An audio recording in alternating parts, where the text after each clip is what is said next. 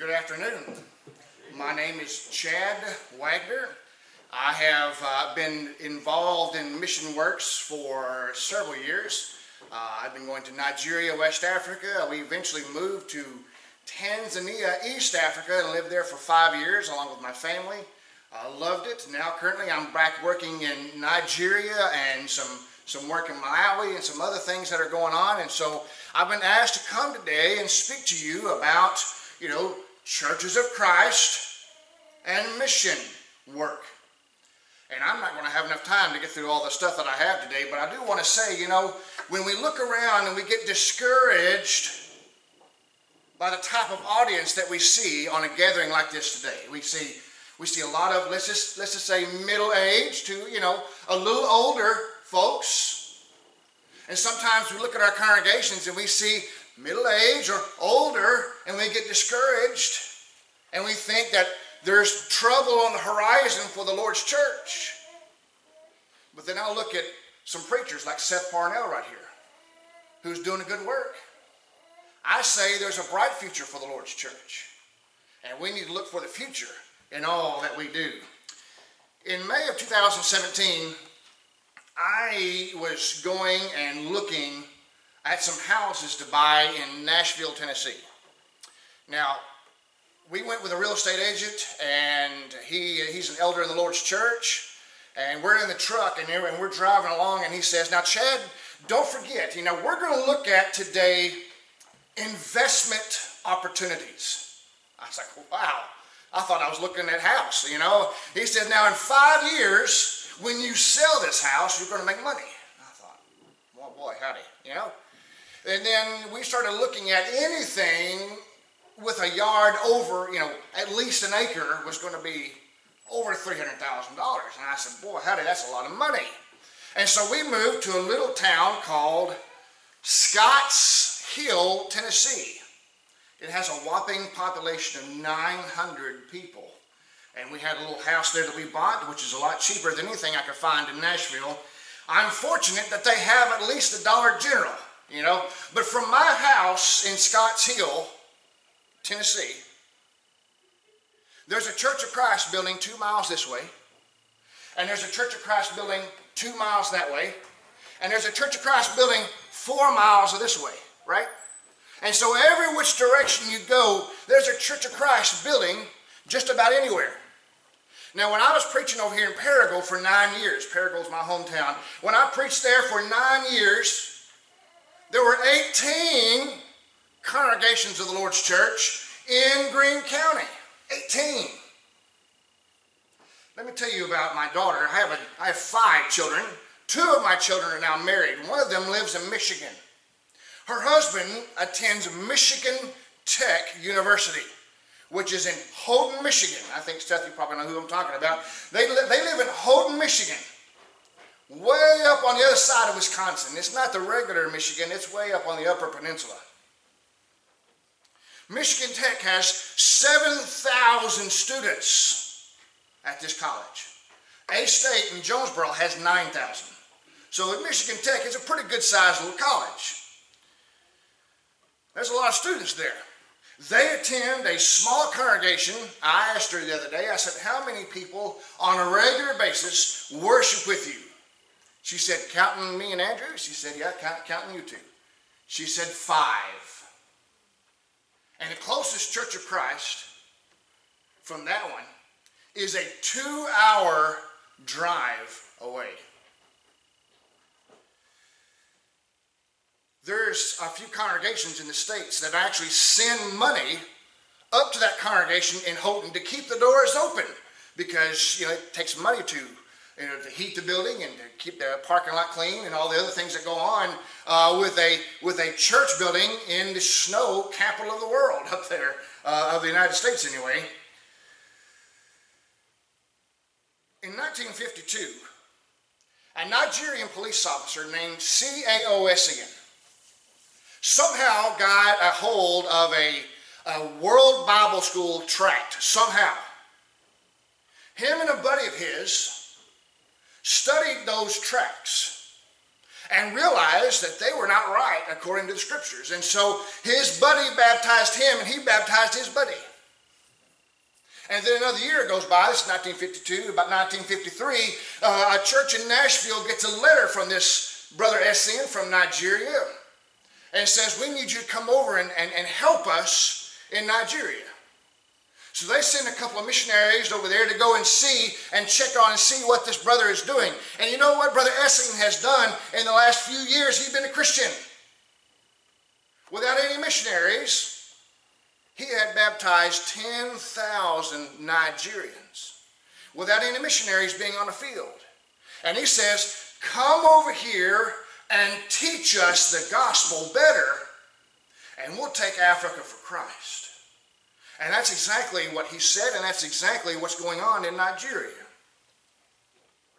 2 years ago, a group of 15 Christian men traveled to Ulaanbaatar, Mongolia, which is kind of sandwiched between Russia and China. Mongolia. You've heard of Outer Mongolia. You've heard of the Mongols, right? Mongolia, a country of 3 million people and 0 churches of Christ. 2 years ago, a group of 15 went over there teaching English using the Bible and some other Bible study methods that they did. They were able to baptize some folks, and now 2 years later, there is a congregation of the Lord's church worshiping in the New Testament pattern of about 15 to 20 people now in a congregation that had no churches of Christ. In Greene County, there's what, 18? In Decatur County, where I come from, Tennessee, there's a Church of Christ everywhere, every which way you go. In Mongolia, there's 1 Church of Christ. Where my daughter attends, there's only 1 in that whole area, and the other one's 2 hours away. You see, we live in the South, called the so-called Bible Belt, and we are used to having congregations everywhere. We're used to seeing more and more churches of Christ. But that's not exactly the way it is in the United States and throughout the world. The final words of Jesus on this earth is found in Matthew chapter 28, verses 18 through 20. And our good brother was just talking about that just a few minutes ago, about the command to go and to teach and to baptize. It was not a time to keep the gospel to a small band of believers, but to take it to the rest of the world. In fact, in the book of Acts chapter 8 and the verses 1, we see that the early church, when they met persecution, they didn't keep quiet because they were persecuted. When they were persecuted, they were scattered, and what does the Bible say? They went everywhere preaching the gospel of Jesus Christ. In fact, you could say that the entire book of Acts is a story of how the church began to spread throughout the known world. First in Jerusalem, then in Samaria, and then eventually off into the entire Gentile world. And even Paul said in Colossians 1 and the verse 23 that the gospel had been preached to all of creation. Paul also says in Romans chapter 10 and the verses 13, I'm going to turn over there, Romans 10 and the verses 13, about preachers and taking the gospel.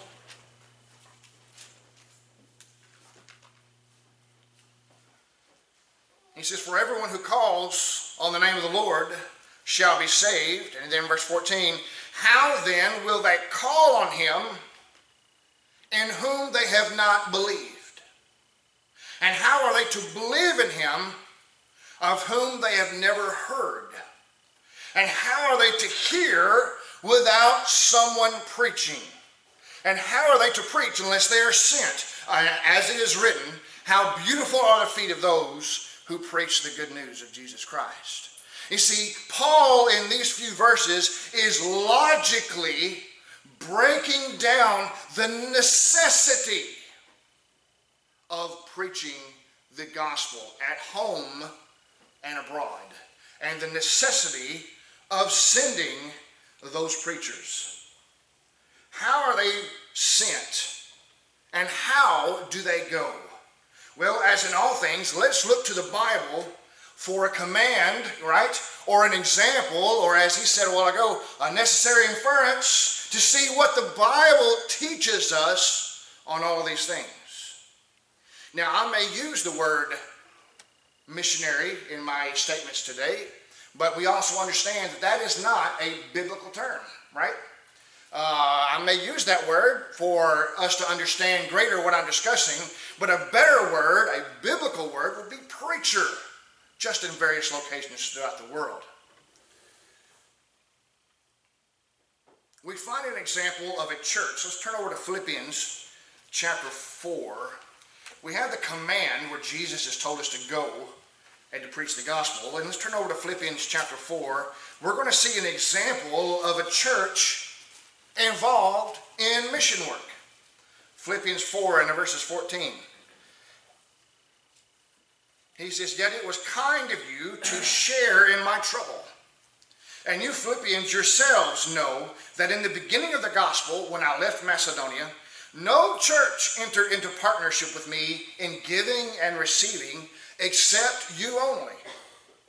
Even in Thessalonica, you sent help to me for my needs once and again.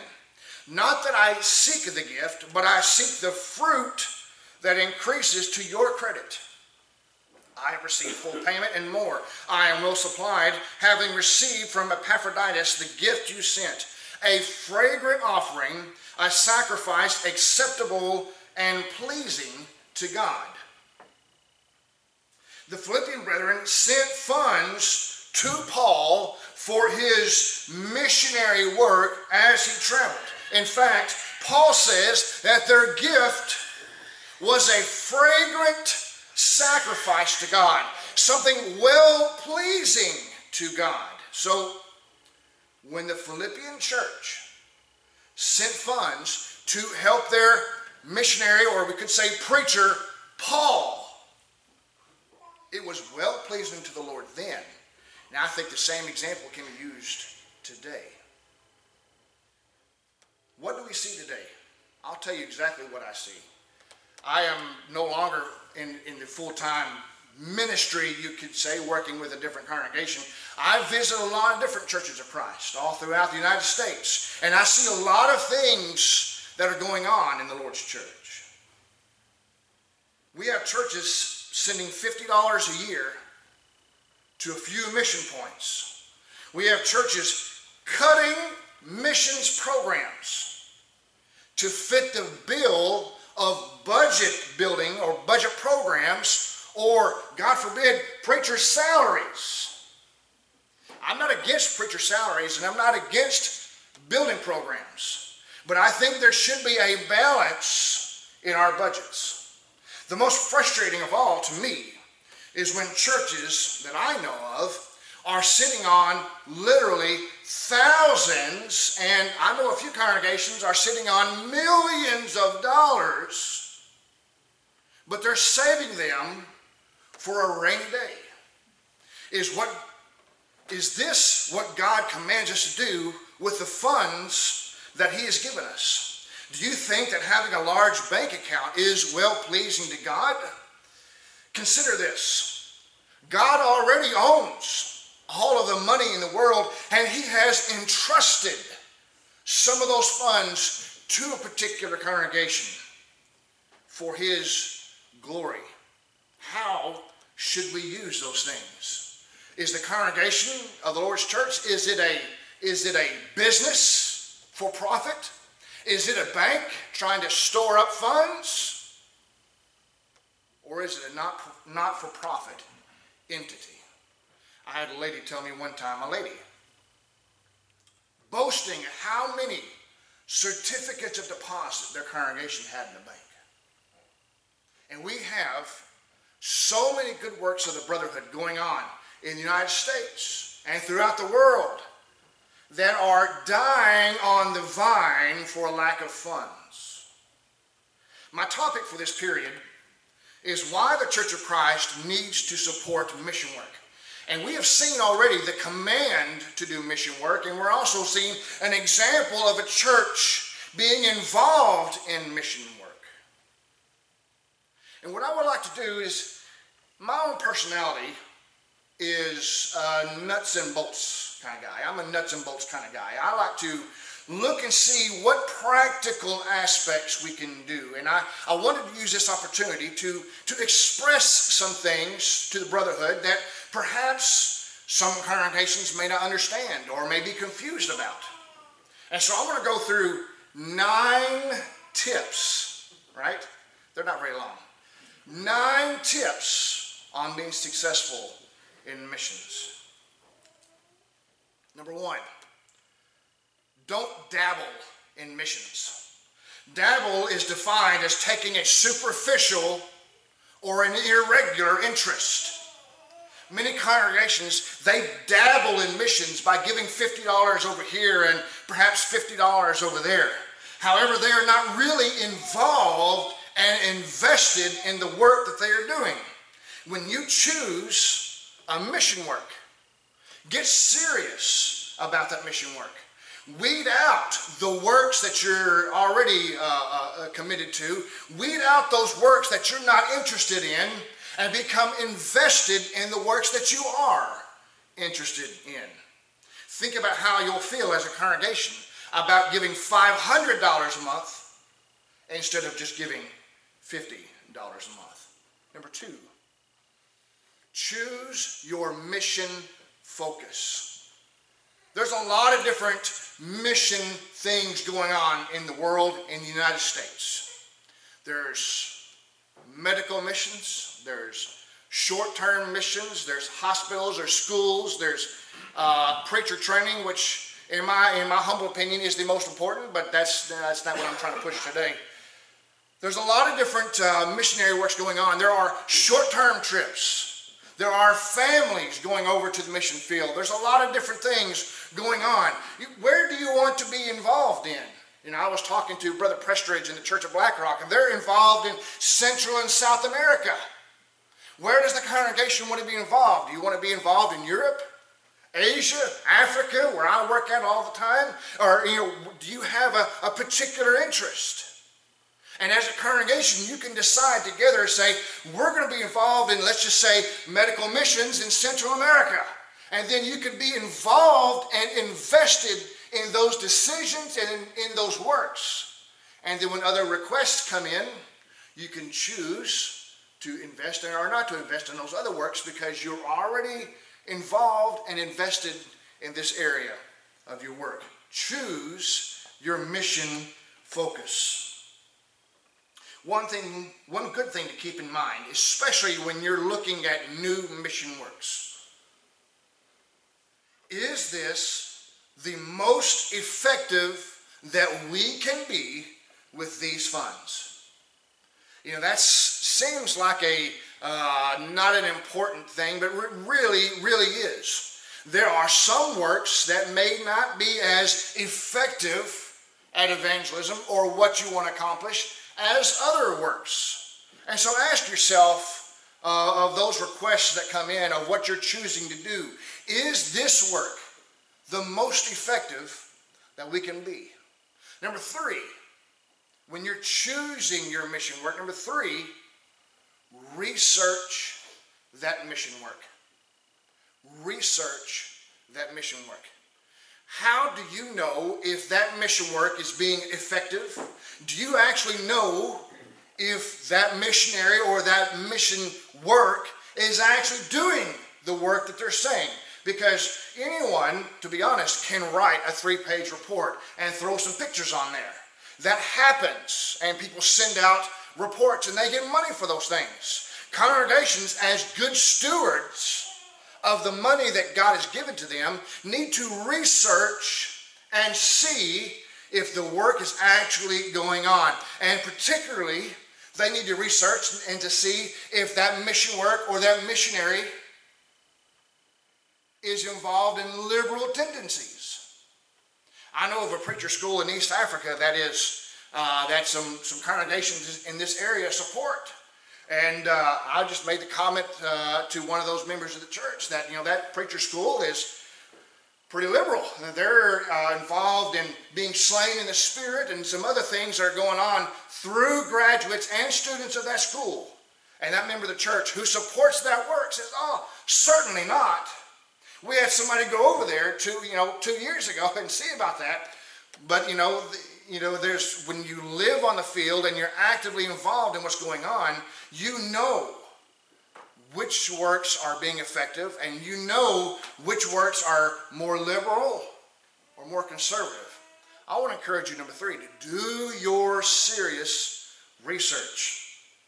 There's nothing wrong with calling, picking up the phone, or writing a letter and calling and networking with different congregations to see if they know about this work, or if they do, what do you know about this? And is it a good work to be involved in? Number 4, money is not all that mission work needs. Money is not all that mission work needs. Missionaries, and I was a former full-time missionary for 5 years. Preachers that you may support on the field.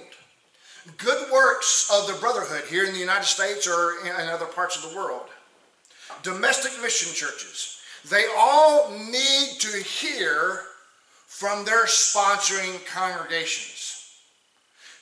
Those missionaries and those mission points, they need to hear from you. They need to hear that you are supporting them and encouraging them in their work. They need to hear that you are praying for them and their work. And they want to know that you are behind them and that work 100%. Because knowing that support network is there and that prayers are going on for your benefit is really encouraging when you're on the mission field. I say that from experience. When congregations are not involved and they're not letting us know that we're really being prayed for, it's really discouraging sometimes. Do we know that we're actually being cared for? Money is not all that mission works need. Perhaps a congregation can even send a representative to go and visit that mission point or that missionary and go and encourage them and the church. You can send, collect some biblical books or some journals or some things like that and send to them. Why not get your Bible class together and have the Bible class write some thinking of you cards to your missionaries or your mission works to let them know that they've been prayed for and thought about that week. Number 5 this afternoon. Get involved in your mission work. If at all possible, someone from your congregation needs to go and see the mission work that you were involved in. There's a good work in Central and South America that I'm not really involved with. It's called Health Talents International.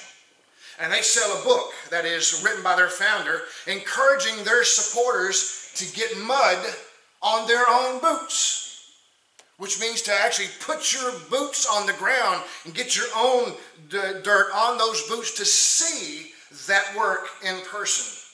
Seeing a work educates you much better than just simply reading it on a paper or seeing a few pictures. In fact, I feel it is a responsibility of a congregation to make sure that the funds that that congregation is sending are being used in the right and proper way. I know of a mission congregation that was very involved in helping this preacher over in Europe, and they finally decided, we're going to go over there and see what he's doing. And so they went over there to visit this preacher that they were supporting in Europe, and they got to the place where the church was meeting, and there's only a few people meeting, but no preacher. And they said, well, where's the preacher at? Well, he's over on the bayside. Well, they went over to the bayside, and they found him, all right, on his boat, selling fish that he'd been catching that Sunday morning, right? And they have been supporting him for years. I think it's a responsibility for congregations to do research and eventually go and see if those funds are being used properly. Now, if you as a congregation or as a representative cannot go, why not invite that missionary to come and see you? It's not the same thing as going, but you're able to see and get to know that missionary on a more regular basis. Number 6 this morning.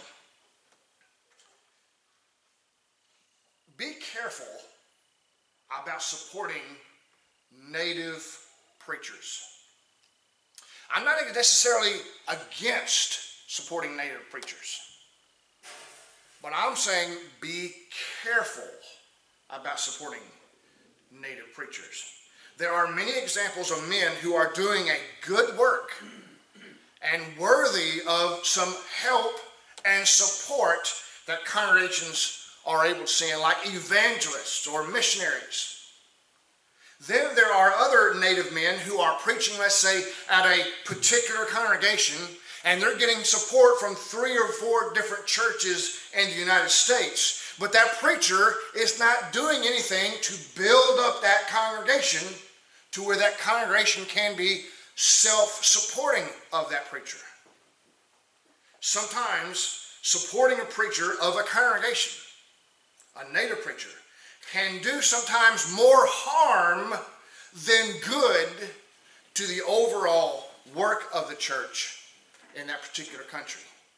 Be careful when you start supporting a native preacher. Consider carefully whether or not to support or even reach out to mission-minded people for advice. Do some research on this preacher before deciding to take him on and support him. Number 7 this afternoon. Share mission news with the congregation. It is hard for a congregation to get and stay excited in a mission work in which they do not know about.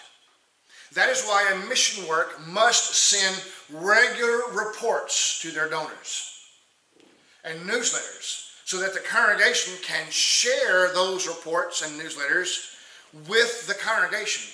Not just the elders or the missions committee, but with the entire congregation, so that everyone can be involved and excited about that mission work. We are often so quick each week to announce the poor health of one of the members of the church, but we're reluctant to share the good news of the mission work that this congregation is involved in. We're reluctant to share the good news of baptisms or a new church planted. But we'll be quick to announce the poor health of a member of the church. We need to consider that. Consider sharing that good news with the congregation. Number 8.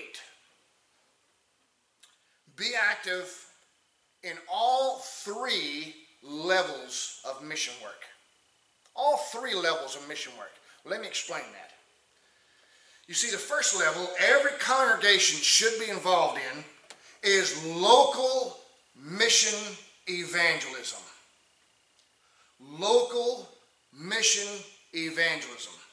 Many congregations will send funds overseas, but will not spend any money on local evangelism. We think it is great when the mission work has, radio preaching, or they have a gospel meeting or some seminars, and these people are baptized on the mission field. But when it comes to doing door-to-door or gospel meetings in our own communities, we throw our hands up and say, it's just not effective anymore. Many times, a congregation would rather die and close its doors rather than try and teach the gospel of Jesus Christ. And perhaps they need to die and close their doors.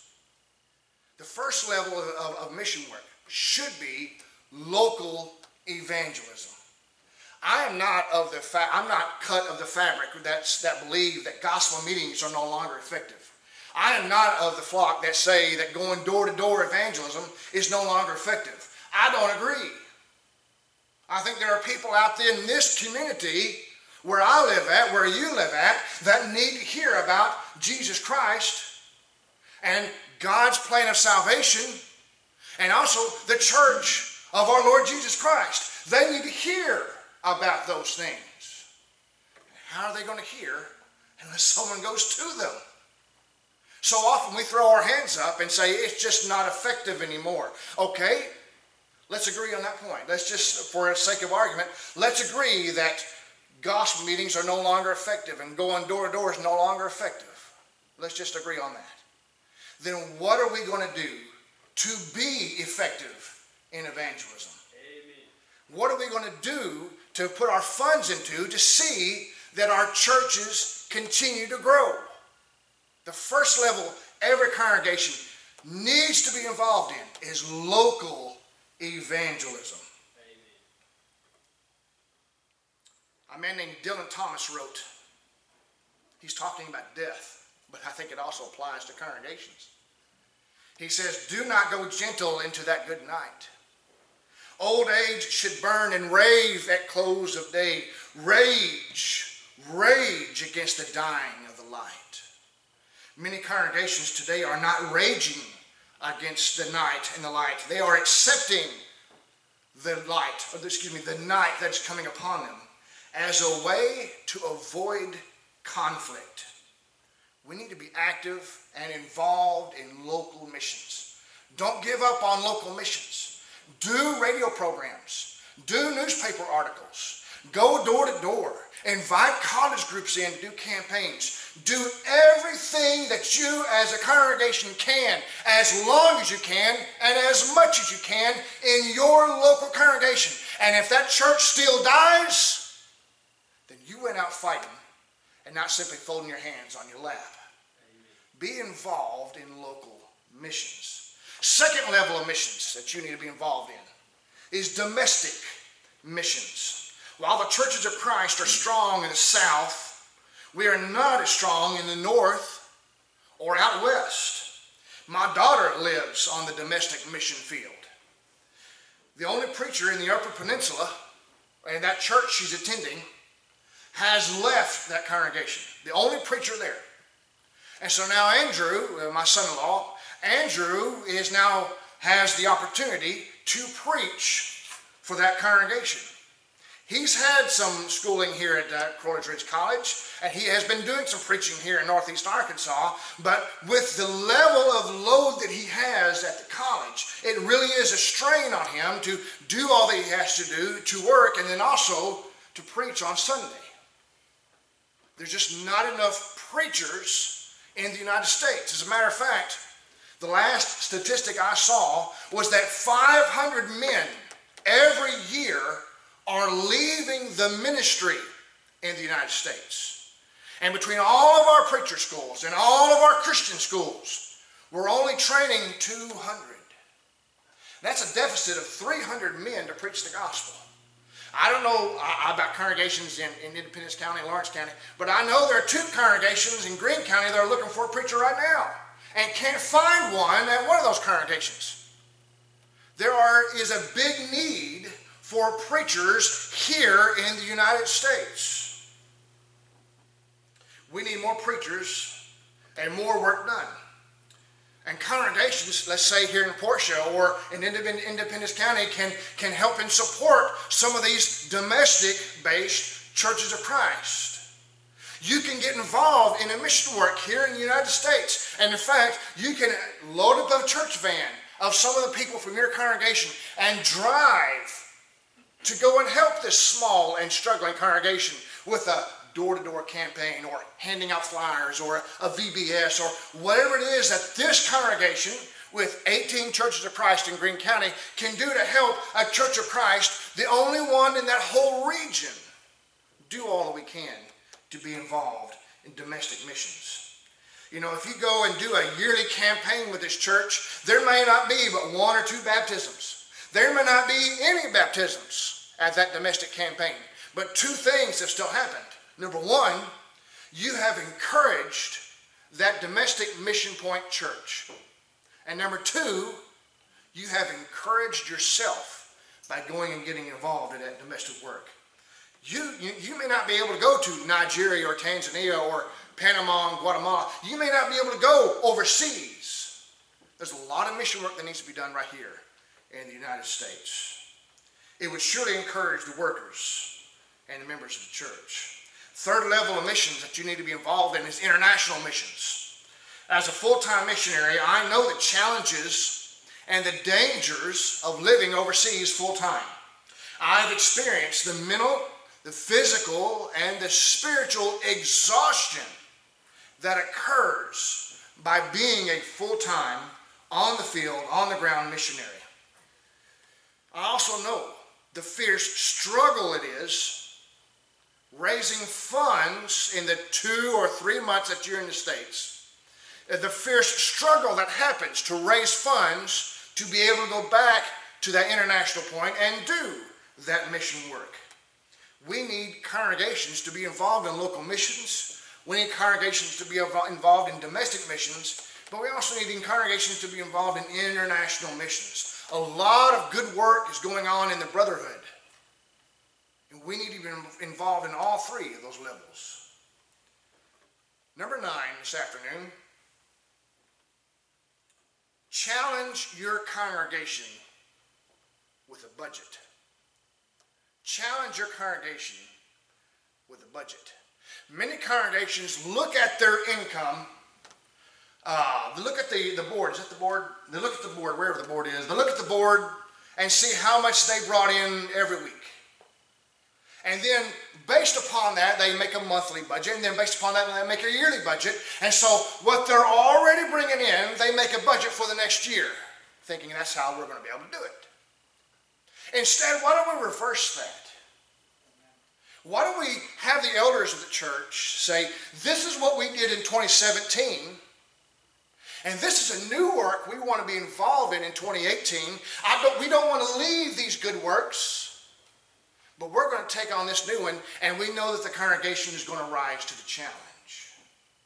Why don't the elders of the church challenge the church to increase their contributions by 10% so that they can continue what they have and be able to contribute more and more to different mission points and different mission works. Instead of just sitting back and waiting to see what the church does, have the church leadership challenge them to increase their giving. I'm sure that knotheads in a congregation would be opposed to something like that. But if it is done in the right way and in a loving way, it could be used to challenge the congregation to even greater giving.